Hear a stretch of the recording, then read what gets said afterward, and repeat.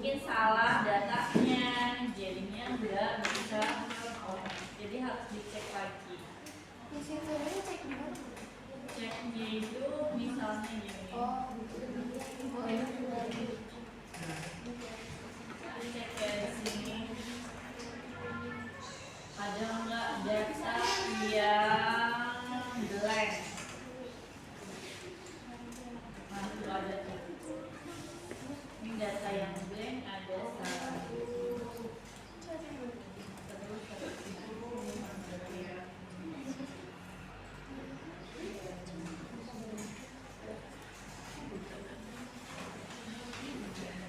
Nah, ini ada dua nih yang blanknya. Satu ya.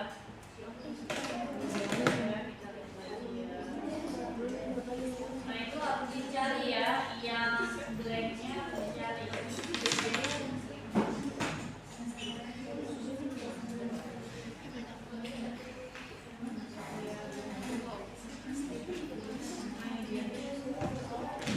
Nah, ini harus diketik misalnya. Ini harus dicek lagi ya ke yang awal. Maksudnya jangan-jangan dicek lagi ini berapa. Misalnya ini saya taruh satu ya. Setelah saya cek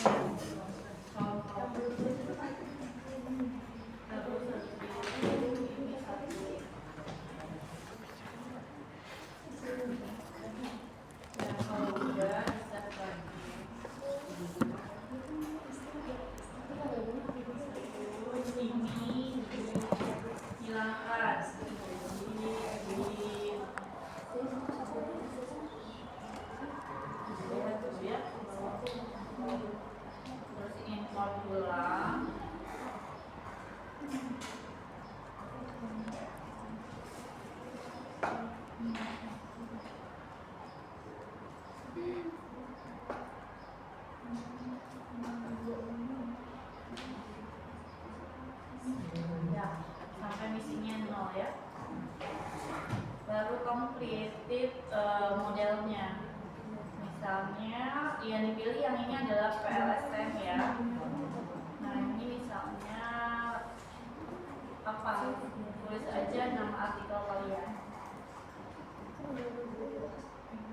Terus habis itu kalian dibikin gambarnya itu sesuai dengan framework kalian. Nah, kalau framework saya itu cuma misalnya ini itu adalah yang Y-nya.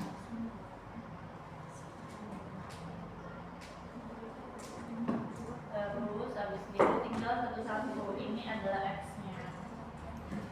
Saya satu-satu X-nya itu cuma berpengaruh terhadap ini gitu ya. X2 berpengaruh satu-satu ya. Ini X2 nih.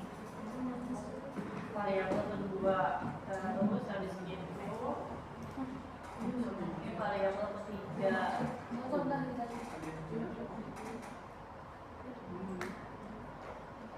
Terus ini variabel 4. Nah, jangan sekaligus ya. Jangan misalnya variabel kalau mau cepet semuanya ini kamu taruh di sini itu nggak bisa. Jadi per variabel.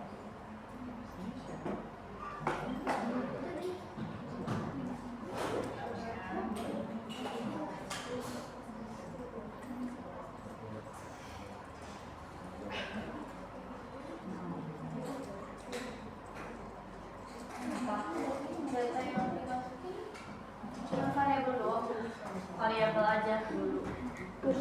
Yang demografik kita pakai untuk multi group. Nah, nanti ya multi group nanti dulu. Ini aja dulu satu-satu. Minggu depan kita beralih ke multi group ya. Kalau ini sudah datanya udah bagus semua. Kalau datanya belum bagus, maka harus dibagusin dulu karena nggak bisa nanti jadinya hasilnya akan sangat jelek kalau jadi multi group.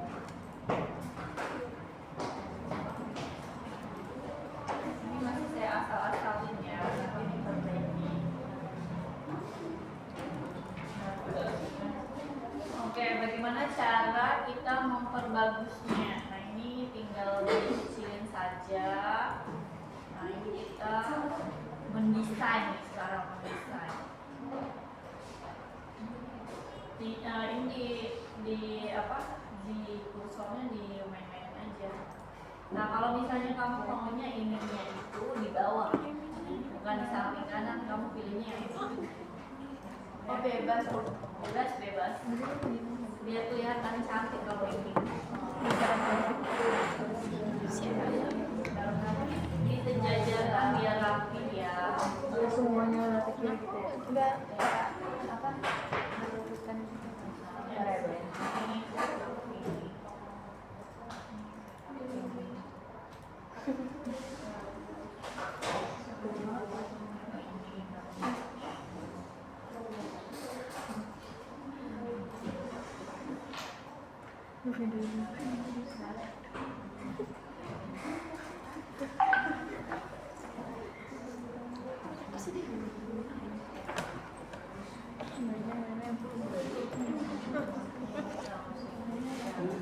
Nah kalau makin rajin lagi ini tuh dibuat kayak gini.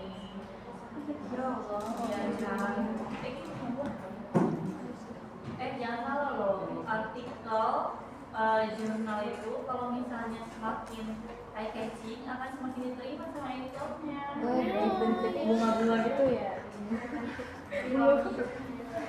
Bisa sih mungkin ini lagi eye catching. Ya, Bunga-bunga gitu ya? ya, terus habis itu dikonekin ya, dikonekin. Ya. Dikonekin pakai yang ini. Ke sini. Sampai biru dia.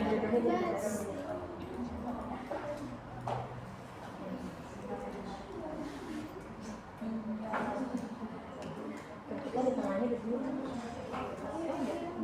Iya, ada yang tengah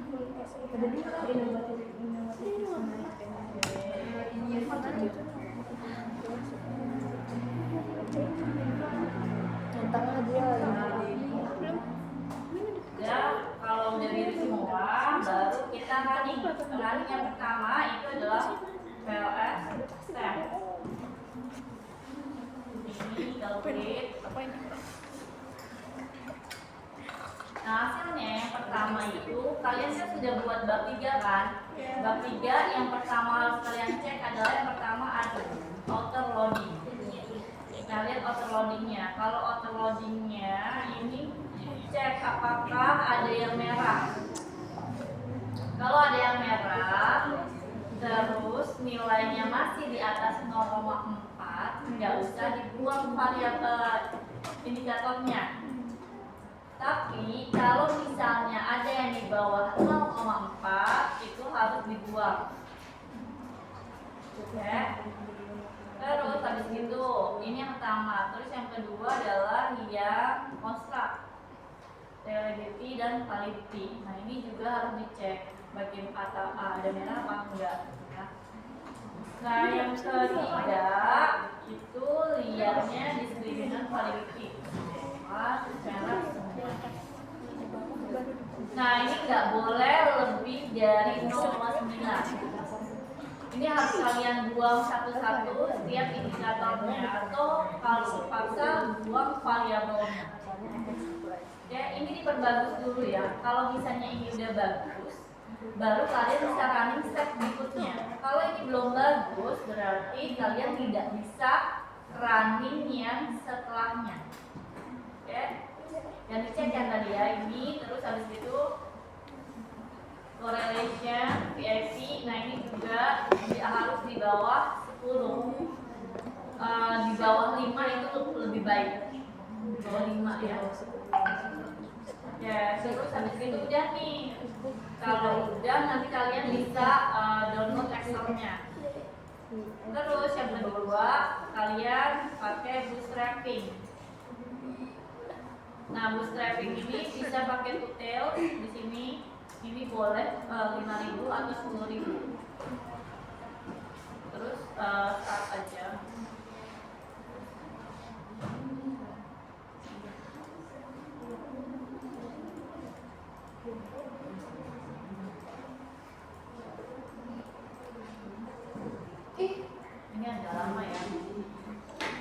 bedanya 5.000 sama 10.000? Kalau berdasarkan itu apa tuh namanya artikel acuan yang terbaru itu pakainya 10.000. 10.000 itu lebih lama. Nah, jadi dia maksudnya adalah menduplikasi data kita menjadi 5.000 data. Kalau 10.000 berarti menduplikat data kita menjadi 10.000. Bedanya nggak ada sih hasilnya, mau 5.000 ataupun 10.000 hasilnya sama saja. Nah, ini hasilnya ya. Berarti bisa dilihat nih, kalau misalnya yang yang ini, yang hijau-hijau itu adalah berpengaruh. Berarti maksudnya misalnya SE berpengaruh terhadap KPI. Atau misalnya kalian ada pasif easy of use terhadap adoption, berarti easy of use berpengaruh terhadap adoption. Kalau misalnya dia hijau, kalau dia merah berarti dia tidak berpengaruh. Nah, ini bisa kalian buat menjadi berpengaruh kalau misalnya dia tuh masih angkanya 0,100 gitu ya. 0,100 masih bisa, tapi kalau di atas 0,100 itu udah nggak bisa dijadikan berpengaruh.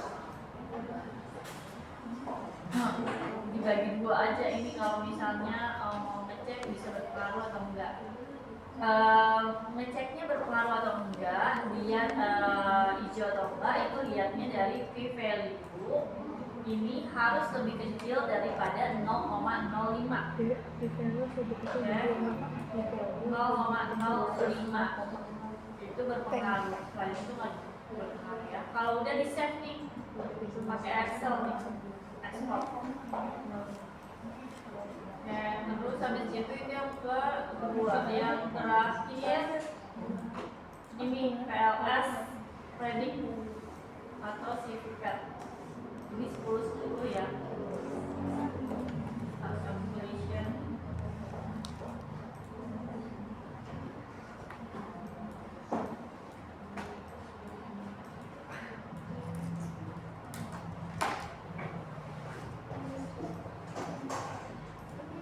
Nah, nanti yang dilihat adalah hasil yang ini, yang satu ini harus lebih dari 0, harus lebih daripada 0 ya, yang I-nya. Nah, terus habis itu yang berikutnya adalah yang ini. Nah, kalau kayak begini, kalau misalnya ini ada average loss-nya negatif, berarti maksudnya adalah PLS-nya memprediksi lebih baik daripada indikator average-nya. Atau misalnya ininya adalah PLS lebih baik daripada regression. Nah, nanti untuk cara menganalisisnya itu lihat yang paper yang saya kasih ya.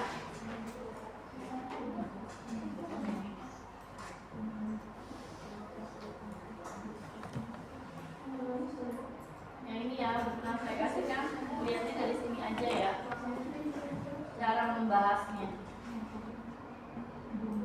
Tinggal dirubah aja angkanya mengikuti hasil yang kamu lakukan dan variabel yang kamu running datanya.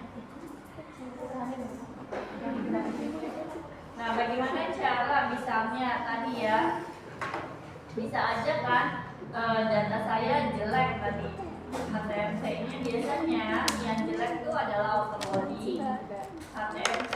Kalau autoloading dan yang paling susah itu adalah yang HTMC. Nah, bagaimana cara memperbaiki HTMC? Nanti saya kasih linknya.